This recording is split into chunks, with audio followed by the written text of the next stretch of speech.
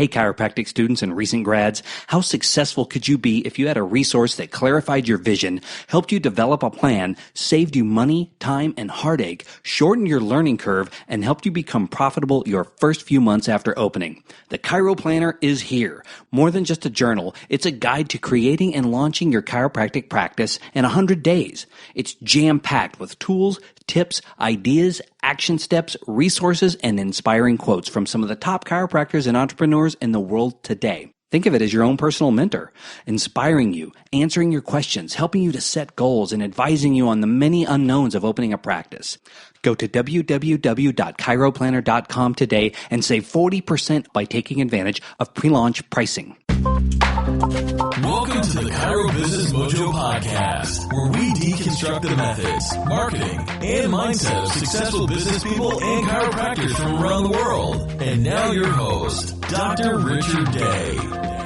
Yes, I am Dr. Richard Day, and this is the Chiro Business Mojo Podcast. Hey there. So good to talk to you again. I love that you spend some of your time with me. I know I love spending it with you.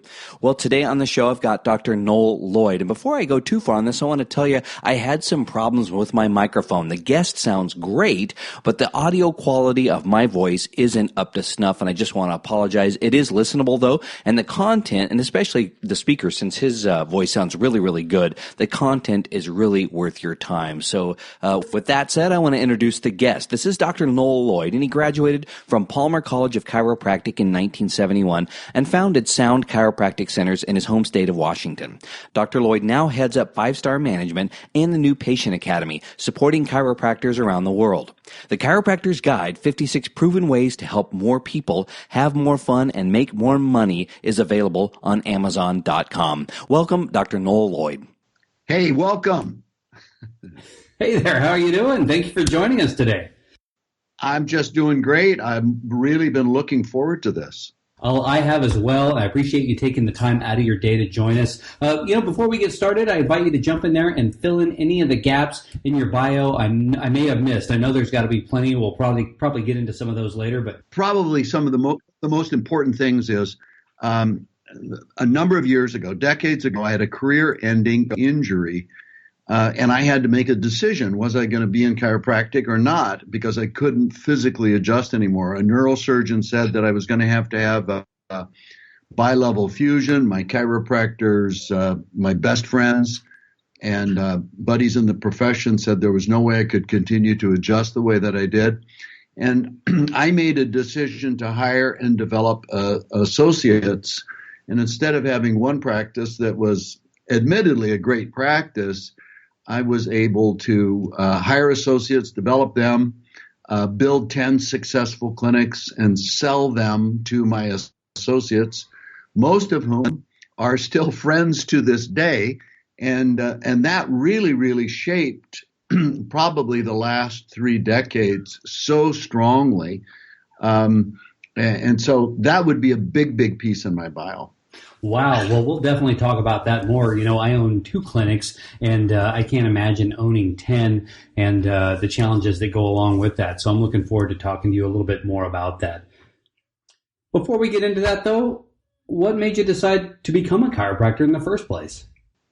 Well, I had an injury when I was about 5 years old. I fell off the monkey bars, had a concussion. I got sick. The doctor said he's going to be okay. Just watch him.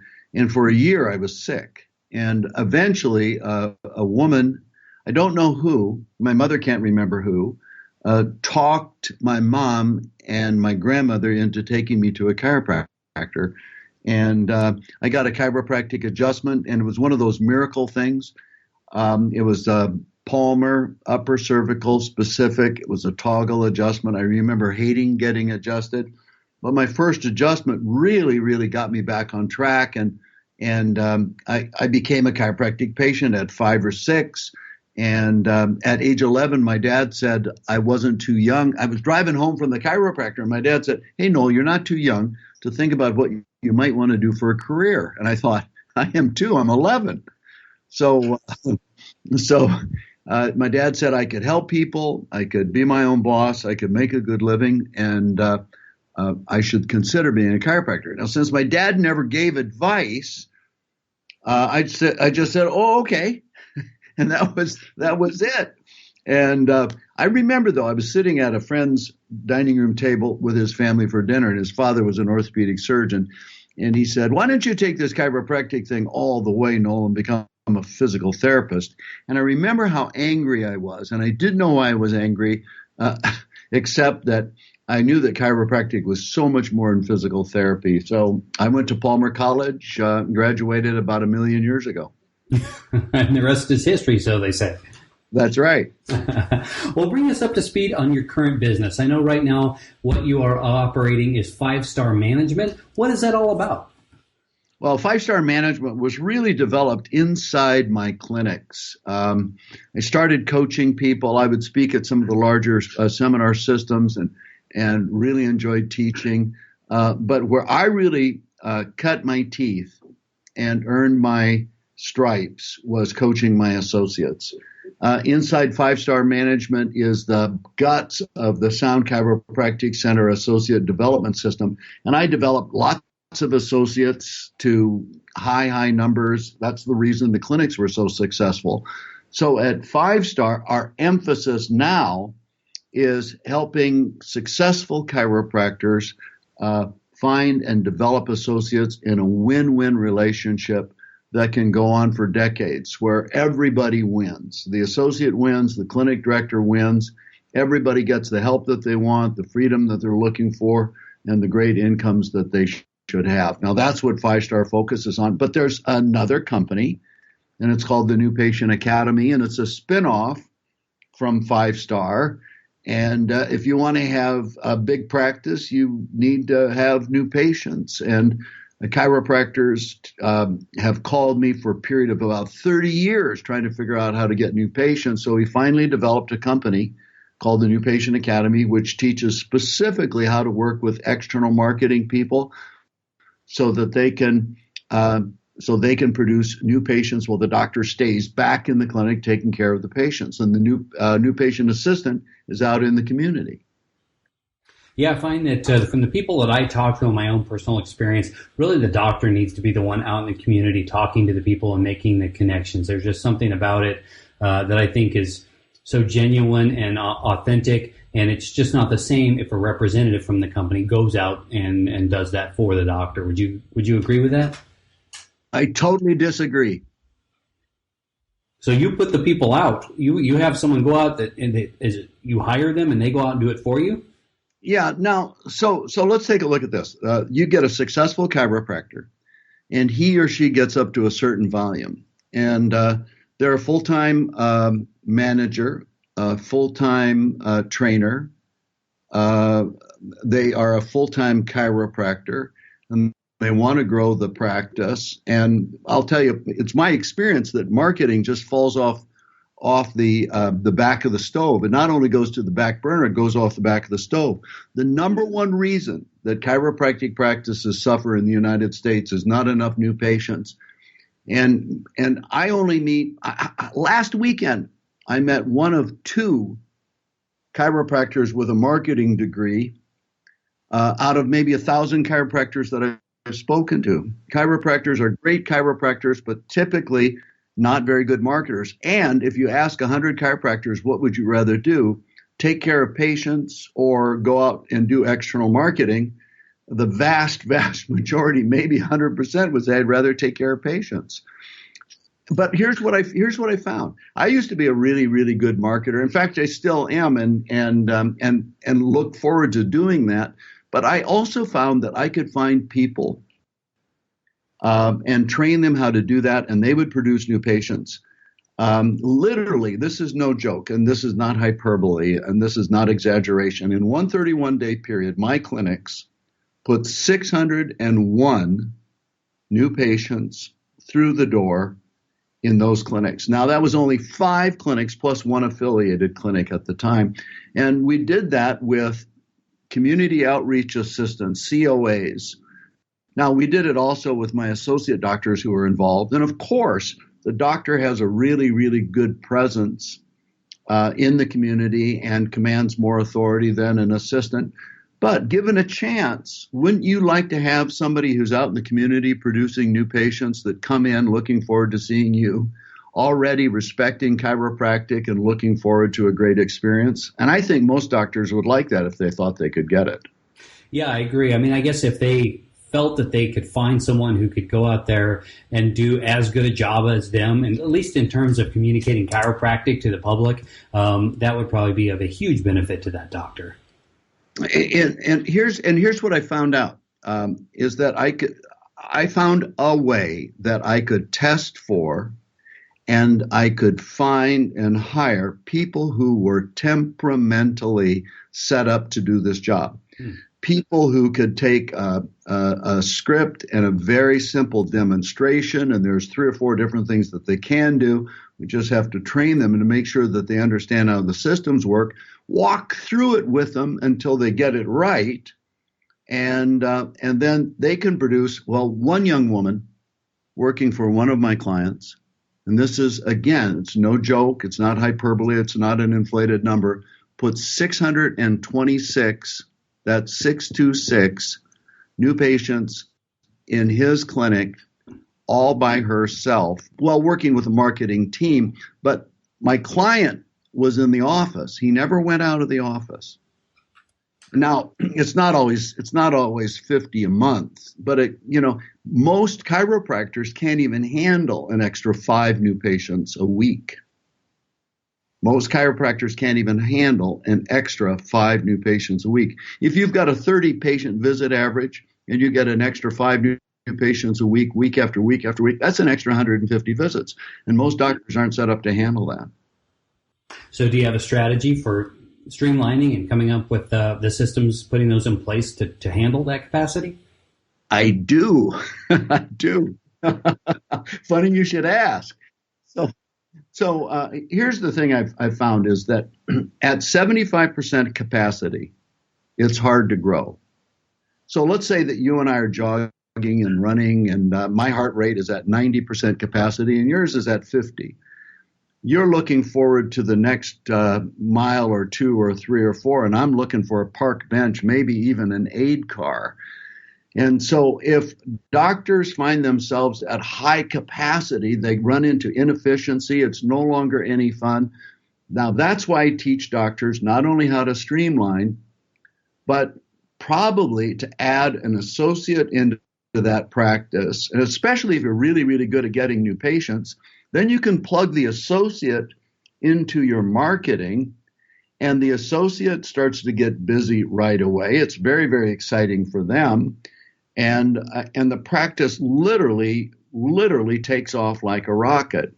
Now, we work in our training at 5-Star at helping doctors streamline day 1, streamline day 2, streamline and be very, very efficient, not impersonal, but very efficient with handling patients during what we call power hours, and then also being very efficient at our reevaluations so that one doctor can work at capacity, and capacity means that he never cheats his technique. He doesn't go faster than the technique requires. But some doctors can see 10 an hour, some see 12 an hour, some see a couple times that. But they have an excellent clinical experience while their associate is also doing the same. I mean, that's the way that 5-Star Management and the New Patient Academy works together to help doctors build their practices. So have you ever seen a situation like this? Because we've seen this in our clinics. So you have your initial associate working and you say, this guy's at capacity. Like you said, let's bring in someone else. And let's say, for example, we choose to pay that person a base salary of $40,000 a year. That person needs to be at least billing that $40,000 to be paying their own salary. And we do a base plus bonus.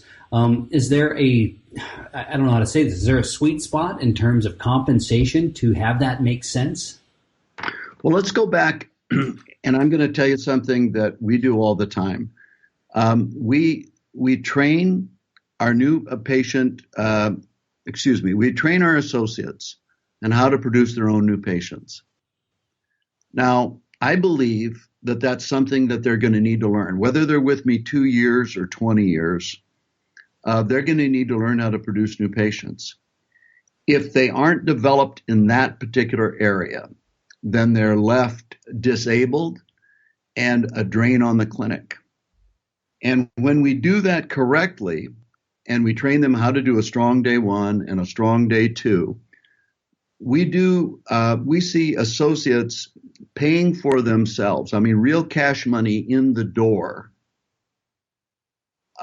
equal to their paycheck or better in the first 30 to 60 days. In other words, the associate never costs the clinic director any money, but they're also involved in something that's super exciting and motivating for the associate. If an associate thinks that he or she is stuck at $40,000 and then has to go through this impossible gauntlet in order to be able to get to bonus, that's not only demotivating, but I mean, the energy is really, really down on that. Now, that means that you front load this really, really well. And that's one of the things we train people to do. Now, I think I try to see my associates in their first year with base and bonus, and your 40,000 isn't off. It depends on where you are, though. There are areas where the base has to be higher, but base against a bonus, you can have an associate doing $65, $75, even $85,000 and earning every penny of it in their first year. Yeah, I've seen that as well. I've seen, like you said, it's geographic or regional. It really depends on a lot of different factors. And especially, I think, for the associate, for example, one of our clinics is in Colorado, and that's a highly sought after place to live.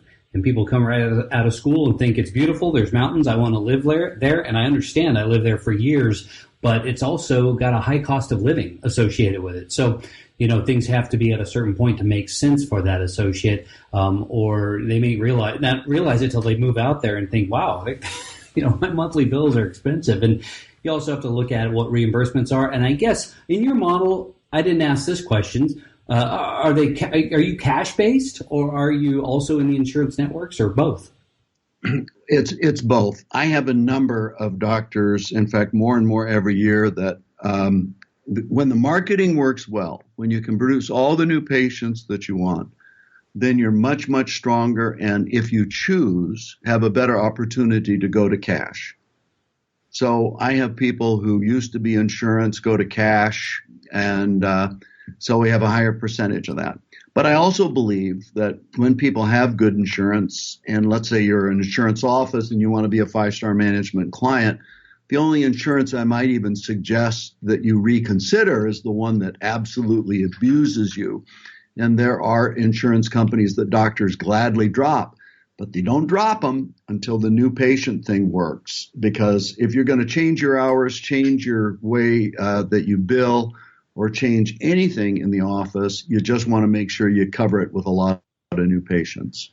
Gotcha. Well, I want to shift gears and talk about, you've got a book that I mentioned in the intro where you lay out 56 different ways that the chiropractor can go out and find to help more people really and have more fun at the office. And we don't have time, unfortunately, because of the format of the show, to get into all 56. But I do want to hit some of the nuts and bolts of really what it is that you teach people to do. But before I do that, I want to share with everyone listening today a testimonial that is on your website. It's from a Dr. Bodie Dorrance, and he writes that he called you just to check out 5-star, and you challenged him to increase his practice visits by 25 a week as a new 5-star client. And he took that challenge, signed up with you guys, and he said he had 28 new patient signups before 7 p.m. That's remarkable to me. And I know everyone listening right now wants to know, how is this done? So again, we don't have all the time in the world, but can you share at least some of those nuggets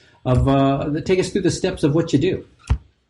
Well, first of all, when Bodie signed up, he was a nice guy and also agreed to take action. No change, no success. And so I started to ask him some questions. And it just so happened that night he had a new patient orientation class. Now, he was a good speaker. And I said, do you do an offer? He said, yes, I do. I said, we're going to tweak your offer a little bit. I'm going to send you a handout. And what we're going to do is we're going to, with a tweak offer and a one-time opportunity to sign up friends and family, Now, from that night, he would probably get 4, 5, 6, 7 new patient signups. He had this new thing. He had this handout. He sent it out. He got 28 people signed up. Now, that week, he had 7 new additional patients. I'm not exactly sure what happened after that. I think he got another 7 off that 28. Not everybody ended up coming in, but he was absolutely hooked. What 5-Star was doing for him from day one, there was nothing you could tell that guy other than 5-Star works miracles. And so it was really, really fun working with him.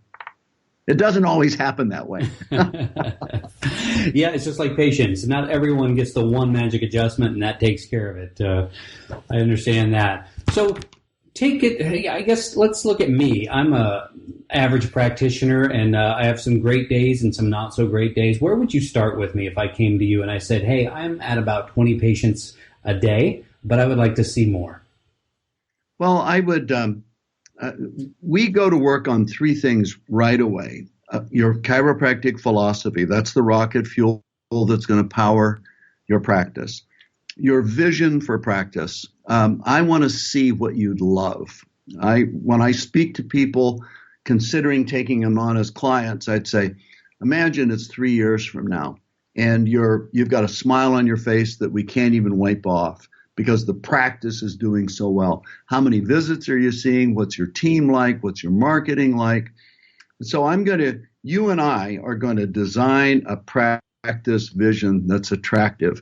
You've got to have something that's exciting and also doable, and where you see yourself winning in order for number 3 to fit into place, and that would be your goals. Now, listen, and this is where the magic comes from. A strong philosophy, a clear vision, and good goals actually pick the right action steps. And whenever I find somebody who's stuck, somebody who's demotivated, somebody who's burnt out, it's either a philosophy problem, a vision problem, or a goals problem. And I also would probably explain to you 3, 4, 5, 6 other people I'm coaching right now who used to be at 20 visits a week and now are at 60, a day, who are now at 60 visits a day, have 1 or 2 associates in their practice. Everybody everybody's helping people. Everybody's having vacation like they'd like to have it. And everybody's making great money. I would also introduce you to those people at my live training, or I would do a hot seat where I bring one of those people up. And then you would see it and you think, I can do this. I mean, these are wonderful people, but they're no more wonderful than me. So I think that that's the way you rejuvenate the chiropractor who's maybe gone a little bit flat, maybe had their dreams beat up and tarnished a bit. So when you're working with chiropractors and you're listening to the way they speak to their patients, do you give them scripts? Do you have specific things you want them to say, or do you have general guidelines for the message they should be telling people in their own words? Well, that's a very good question. I think there's a right way and a wrong way to do everything in a chiropractic office. There's a right way to answer the phone, and then there's a wrong way to answer the phone. The wrong way to answer the phone would be, what the heck do you want, right? And the right way to answer the phone would be, Sound Chiropractic Center, Mandy speaking, I can help you. And there's a right way for a doctor to frame the relationship of doctors and patients and what we're going to do at the clinic. And this script, I ask every single one of my clients to memorize, and I want them to use it in part or in full. And my associates had to memorize this 100% word perfect. Would you like me to share it with you? I would love it. So I would say, Dr. Day, before we get started, let me tell you how we do things here. First of all, I only have 2 concerns. Number 1, what's wrong? And number 2, can chiropractic help you? Now, I'm a real stickler for detail, and I'm going to ask you lots of questions. What I'm looking for are good, concise answers. When we're done talking, if I think I can help you, I'll tell you. And if I think that I can't, I'll try to find someone who can. I'm also concerned about cost containment. I'm sure you are.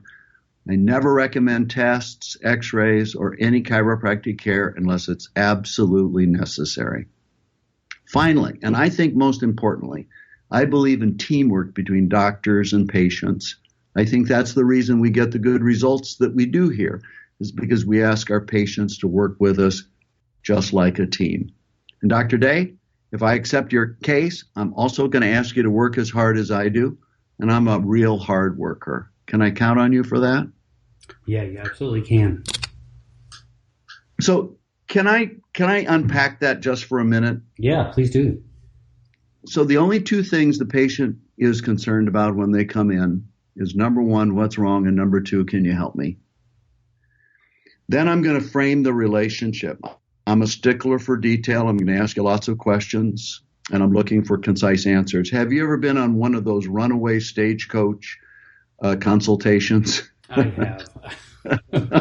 I think we all have, right? Mm-hmm. That at least gives me the authority, if I need to remind them about the concise answers. And then, if I can help you, I'll tell you. If I can't, I'm going to try to find someone who can. I've had people, you watch their shoulders relax, their face softens. One guy said to me, he looked me right in the eye and he smacked the table and he said, "I'm in the right place." Because patients want to know that you're going to put their best interests before your own. And then I talk about money in exactly the way every patient wants you to talk about money. I'm going to spend your money carefully. I'm going to spend it just as carefully as I'd spend my own. I'm not going to do anything that's unnecessary. And then I frame the relationship. And the relationship is, we work together as a team, and I'm going to ask you to work as hard as I do. Now, if I accept your case, can I count on you for that? Now, that puts me in the position of the acceptor and then of the position of the asker. And it frames you, the doctor, as the leader, and it frames the patient as the follower. And it's the start of a beautiful relationship. I mean, if you do this correctly, then it becomes an affirmation. It becomes patient education. You have to make sure that you follow this up with some good procedures and a good care plan. But a patient who listens to that and agrees to that has got a much, much higher chance of a good clinical outcome, as well as being a treat to deal with. Yeah, I really like the way you laid that out and what you're saying, and I'll tell you why. It's very similar to to what I say to my patients, and I've developed it really on my own. I've heard other people give different ideas, and I guess I've probably incorporated some of that into my own report of findings. But it's validating to me because it lets me know that I think I'm saying the right things, and I think I've developed it for probably the same reasons that you have. Number one, you do get those people that are sort of the runaway freight train that just go on and on and on. And as much as I'd like to spend all day with a patient, you just can't. And so you do need to direct them as to how much time you have. And really, we're trying to get to the root of the problem. And the other thing I like is that you are partnering on the same side as the patient, as it's you and them against that health concern. Exactly. And we've got to work together as a team. And, I'll go and harvest that. I'll harvest that in the future, and I'll remind the patient. Now, I'm on their side. I'm their coach. I'm their patient. I'm their teacher. I'm their doctor. And I'll remind them about the teamwork that's required. And I'll harvest that concept later in several different key areas. Yeah, I do it typically. I don't know if you do, but it goes to compliance. Hey, how's those stretches I gave you? Are you making those dietary changes we talked about?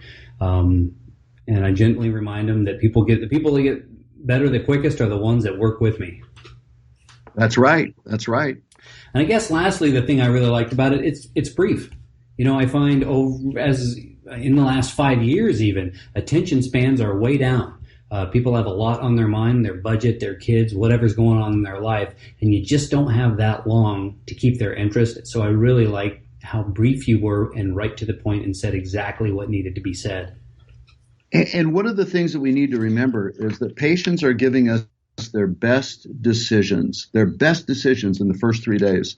After 5 days in a chiropractic office, the patient thinks that they know everything about who you are and what you do, And if you don't help them make good decisions about following you and your leadership and their followership at the very, very start, it's so hard to come back from that. Well, let's talk a little bit. I guess let's look at some specific advice for two different kinds of practitioners. And I know you've talked to both. But the first one would be the new doc, the person who's just getting ready to graduate or has graduated in the last year and is really unsure of their path. If you could only give them a single piece of advice, what would that be? Find the practice of your dreams. In other words, speak to your technique teachers and say, who's got the best activator practice? Who's got the best CBP practice? Who's got the best diversified practice that you know? And then go visit that practice and see what it looks like. I was speaking at the IFEC, which is the Paris Chiropractic College, and I asked 125 students, how many of you have seen the practice of your dreams? 2 people raised their hands. And then I asked them this, how can you go out and find or build the practice of your dreams unless you've seen it? So do road trip, right? And line up 3 or 4 or 5 clinics. And if it means that you borrow a couple $100 from mom and dad and there's 5 kids in a car, that's great. Or you make the journey from wherever to wherever and then associate with somebody with the guarantee from the clinic director that they will train you. And they need to train you in 3 things. They need to train you in the technique, because nobody graduates from school as technically competent as they'd like to be. Patient management, helping patients stay in a good chiropractic care plan. And number 3, how to produce new patients and get training in that. So you and I both know this is true. If you are the best chiropractor on the planet, but you suck at getting new patients, you're going to have a terrible, rough, disappointing, rotten road. But even if you are an average chiropractor, but you just get lots of great training on how to get new patients, chiropractic all by itself is so wonderful that you're going to have a great practice and people are going to think you're a super person. So don't dodge that new patient training. When new patients work, everything else works. When new patients don't work, nothing else works. That's my... And that's great advice. I think both of those, you got to have the new patients and definitely go out and shadow someone who is doing what it is. You know, they are where you want to be. Go spend some time with them and see what they're doing. Before we get too far, though, I want to stop right there on acquiring new patients. We didn't spend a lot of time talking about that, but give us a few key points. What are some things, some strategies we can do to go out and find and bring those bring those people into our practice? Now, you mentioned strategy. I'm going to tell you what the new patient pros do. And when I talk about pros, those are the men and women that produce gobs and gobs and gobs and gobs of new patients. They have multiple associates if they want to. They have multiple clinics if they want to. The best chiropractic marketers think this way. It's not their strategy. It's their commitment to their strategy. And let me tell you what I mean. I know a guy who does dinner workshops, and he loads up his clinic, and his associates do the same, and his other outlying offices, his satellite offices do the same with dinner workshops. I know another guy who does residential surveys, and he's built a string of clinics committed to residential surveys. I love spinal screenings. I love massage events. Anytime I can get outside the office in a group of people and have a conversation about health, number one, and spinal alignment, then my job is to learn how to make that as much fun as possible and get into the best population as possible, and then invite that person to come in and see me. Now, I'll give you one of my scripts from one of my screening things. Would you like that? Yeah, that'd be great. So if let's say I'm at a health fair, or I'm at a block party, or I'm at some type of festival, and I meet somebody, and maybe it's a SEMG screening, or an iPad screening, or a SAM screening, or something else, and I'll take a history. I'll find out what the problem is, And I might look at you and say, Dr. Day, if chiropractic could help you leave all this pain behind, if you could literally live a whole new life again, shouldn't you at least know about it? So I'm not twisting anybody's arm. I'm not begging. I'm going out with my marketing team. I'm having a ton of fun. And I might use the SAM machine. Some other doctors do dinner workshops. Other doctors do residential surveys, massage events.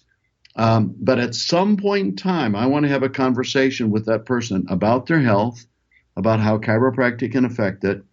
And then I'm going to ask this question: if you could feel better, and if chiropractic could do that for you, shouldn't you at least know? Now that opens the door. That's, again, where the patient asks for more. Yes, I should know, which gives you permission to explain your offer, which gives you permission after that to book an appointment. Now, there are people, and I mentioned this, the New Patient Academy, you can teach a simple script to somebody who's got a wonderful personality and teach them just a little bit about chiropractic, and they can go out and produce new patients like crazy by being in the community while the doctor's back in his or her office. I'm just sitting here thinking about that, and one of the things I guess that I've seen happen, how do you prepare that person for, inevitably somebody raises their hand and they have a very specific health concern, and of course the doctor is the only one who can address that. So how do you train the people that are going out to handle those?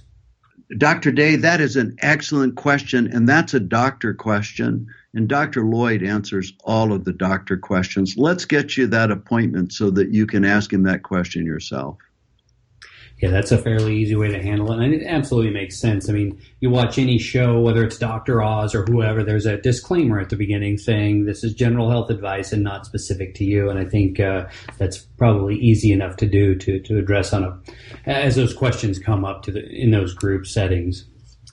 One of the things we have all of our new community outreach assistants do is when they're working for their clients is that they read through the testimony books.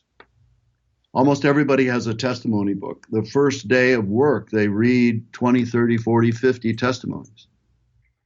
And the net result is, especially with the personality testing that we do and the people we hire, they end up putting the book down, walking up to the front desk and saying, "This is so cool." So if somebody asks a particular question like, can chiropractic help XYZ? I'm really not sure that's a doctor question, but you know what? That's why we do these events. Let's get your appointment with Dr. Lloyd so that you can ask Dr. Lloyd personally. So let's say we go and we hire someone.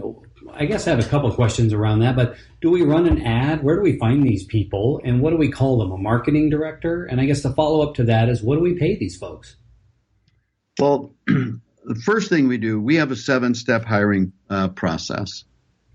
And part of that hiring process is so that we can get the person who's temperamentally set up in order to do this. We're looking for somebody who's on their way up, somebody who has natural sales ability but may not know that, somebody who has a good self-image, somebody who can take rejection, and we test for all those things.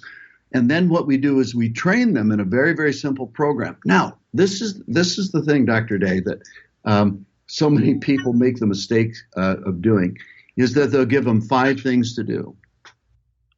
Well, that doesn't work. I give them one surefire program and train until we debug that program and they produce new patients. And then as soon as they start producing, which is if we work with them in the New Patient Academy, it's any place between 1 to 3 weeks where they actually start producing new patients. Then we know that they are trained and they can go out and they can set up events, do the events, bring the new patients back, help follow up on the new patients so that they can come in and literally pay for themselves in the first month that they work. But you also ask this very specific question: what do you pay? And you end up paying per hour. I don't believe in a bonus system for this position initially. Bonuses can tend to really scramble things up. Instead of throwing a bonus at it, we just make sure that we train and we lead and we manage. Well, let's switch back to the advice you gave. You were kind enough to give some advice to the new grad or the new doc. Let's talk this time about the advice you would have, a single piece of advice or a series of action steps for the person who's been in practice a while and they maybe lost their chiro mojo and they are not clear anymore with their passion or their path or maybe even their purpose. What do you tell that person? What do you want to be doing in 3 years if you had your way? What would you want this practice to look like? How many patient visits? And by the way, if the way that you take care of patients isn't enjoyable or isn't fun, then we need to change it. And we need to change it until it is fun. And if somebody doesn't want to make any changes and they don't want to have any fun, that's a challenge. But what really usually motivates or gets people's attention is when they come to one of our live trainings and they meet somebody, and I know my client's history, and so I can say, hey, Brian, I want you to come over and I want you to speak to Jason. Jason is a brand new guy here, and you guys have a real similar path. And I told him a little bit about you. And what happens is that Brian will say, I used to be just like you, man. I used to have this and this and this and think this and this and this. But I just started making small incremental changes and boom, the lights came on. And this is one of the things that I think I'm going to promise you that if you're seeing 160 or 180 or 200 patient visits a week, you probably need help. You need help, and you can get it just the way you want it from a good associate. You can get extra freedom. Chiropractors are masters at the 3-day or 4-day weekend vacation, and some haven't taken a full week off for years. You can have associates cover the practice and take great care of your patients, and then you can also make extra income. So I show them doctors who are working with happy associates, more time off than they've ever had, making more money than they've ever had. Their associates are the best paid associates in the industry, and the guys look at me and say, I can do this. So that's what I would say for the guy whose dreams are tarnished. Does that make sense? Yeah, it really does. It really does. I think not everyone ends up in the same place when they start out as a chiropractor. And there are those who, for various different reasons, lose their focus or get stuck, if you will. And they really do need to take a fresh look at things and make a change and visualize where they want to be 3 years from now and work backwards from there. And then you also, you may have coffee with your friends on Thursday, and everybody talks about how things are going to hell in a handbasket. You need to hang with people who are headed in the same direction, achieving success, trying new things, excited. I mean, you want your kids to hang around with good friends, who are getting good grades and doing good things in public service and going to good schools, because you want that influence to be on your kids. Well, I want chiropractors to hang around. I think 5-star management clients are some of the most wonderful people on the planet, but that's just me, of course, right? These are my kids, right? So you come, you see, these guys are wonderful, but they're no more wonderful than me. And the only difference is that they're doing different action steps and they see a different game, and they're putting together this associate practice where they get help, freedom, and extra money. Well, let's switch gears from the specifics of success and let's get into just the general, more broad aspect of success in your own life. If you could push the reset button and go back to the beginning of your career, what would you do differently? Oh, man. Oh, wow.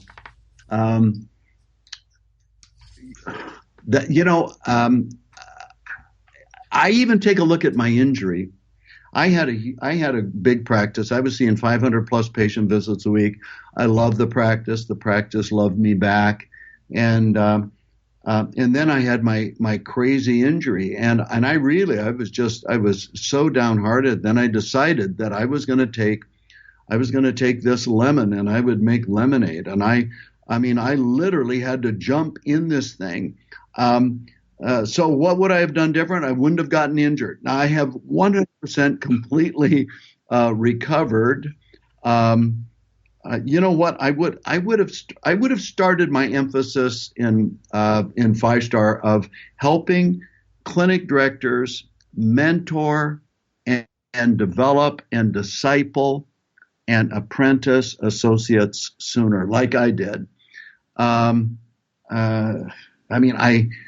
literally lived the life that I want to live. I'm 68 years old. I weighed what I did in high school. I did 45 push-ups this morning. I try to eat right. I mean, I do believe that habits, good habits, good life. I don't know that I would make a bunch of changes. I'm kind of at a loss. It's been a long time since somebody asked me that. And I also don't believe in regret. I believe, my parents and my grandparents prayed for me as I was growing up, and I asked God to lead me. And if I run into a tough patch, then I need to walk by faith through that tough patch and do the best that I can. And it doesn't mean that I made a mistake, even though I make tons of mistakes, but it's still my job to walk by faith through that entire process. And that may sound hyper spiritual, but I really do believe that that's true. Who are your personal heroes? Well, I got to name Jesus at the top of the list. My wife is one of my heroes. That's kind of sounds strange, but she's courageous and she's talented and she's funny and she's cute. And there was also some of my heroes. I'm at 68, so some of my heroes are dead. Men like Bob Boardman and Elvin Smith and Leroy Imes, and different guys like that. So probably people that you've never heard of, but they just have incredible integrity, and they've been willing to give their entire life in order to make tough decisions so that integrity showed up. Well, you mentioned push-ups and some other things that you do. Are there any other daily habits, affirmations, or rituals that you do that really help keep you on track and keep the mind, soul, and body, spirit all where they need to be? Every weekday I get up at 4:10 in the morning. I don't have to get up and work out. All I have to do is get my feet on the floor. If I get my feet on the floor, I can stand up. If I can stand up, I get downstairs. I make my breakfast. I sit down, have a cup of coffee and 3 eggs. I go to the club, which opens up at 5:20. I do 36 minutes of cardio. I do another 9 exercises. By the time I get I watch webinars while I'm doing my cardio. I'm on a Stairmaster, and so I get 36 minutes of education. I'm constantly sending texts or emails to my virtual assistant on projects that I want to do. I just thought of something. I wish I were better organized. I'm pretty darn organized, but I wish I was better organized. You and I share that. I'm always working to get more organized, and I'm in bed. I'm in bed early, except for weekends when I do client training, and then we frequently have dinner with clients and socialize with them because we recruit nice people. Well, we're almost out of time here for our interview today, but you've shared so much with us so far. Before we let you go, though, do you have a favorite book that you would like to recommend to our listeners? Yeah, I do. It's called The E-Myth Revisited. The E-Myth Revisited is so great on so many different levels. Now, they've tried to make several different types of E-Myth And I think that the best one of the copy of all that series is the E-Myth Revisited. I also think that if you're going to develop associates, you can have a ton of fun being a mentor. There's a Christian book called The Lost Art of Discipleship by Leroy Imes, and it's about helping somebody in their spiritual development. There's so many parallels for helping a chiropractor on his or her professional development. I think that book is a good one as well. But E-Myth Revisited. I also think the Jane Nelson Positive Discipline for Children books are great. Everybody's 28-year-old associate is somebody's bratty kid plus 10 years. I never thought of that, but I think you're right. I take a look at all the mistakes that I made and all how naive I was, and I look in the rearview mirror and I just shudder at some of the mistakes I've made. And so I think that the wise person who understands that their associate wants to be successful, but is strong enough to hold them accountable, and is a student of mentorship and discipleship, is a person who's going to have a lot of fun developing associates, but also be super, super successful. The financial rewards are absolutely huge, but even bigger than that are the personal rewards of helping people and helping lots of patients and just having fun and doing it. Well, you've given a lot of great advice over the years in business. What's the best business advice that you've ever received? Oh, wow. Let's see if I can think of that one. Buy low, sell high. I've gone to different coaches before, and one time Chuck Gibson, and this was well over 30 years ago, maybe closer to 40. Chuck Gibson said to me, I called him with a problem. He says, "Noel, I've always thought you were a winner. Now we're going to find out, aren't we? Anything else?" I said, "No." In other words, it was on me. I had to work it out. I really had to work it out. You know what? Excuse me. I say this to every new chiropractor I start to coach: get out of debt as fast as you can. Yeah. Get out of debt as fast as you can. By God's grace and with hard work and dedication, commitment, I live debt free. I've got one mortgage on a rental that's left to be paid off. But that's probably the best business advice. And students, $200,000 in debt. Get out of debt as soon as possible. Well, what's the best way for people to contact you to find out more about what it is that you do, the services you provide, any upcoming speaking dates you may have, that sort of thing? Well, they can go to myfivestar.com. That's all spelled myfivestar.com. And from there, there's contact information on how to do that. It's a ton of fun for me to hop on the phone and to judge whether we're a good fit. I also do different webinars, things like that. Hop on our list, register for something that we do, get our emails, see if my 3.5-minute videos are consistent with what you think is important and you like my teaching, and then maybe we've got something to talk about. Well, Dr. Noel Lloyd, thank you so much for taking some time out of your busy schedule to spend with us and help sort of educate us and illuminate us on some of the things you've learned and you are teaching in your practices and in your career. Appreciate your time with us today. I have had a ton of fun. Thank you for having me. Thanks for listening to the Chiro Business Mojo podcast at www.chirobusinessmojo.com.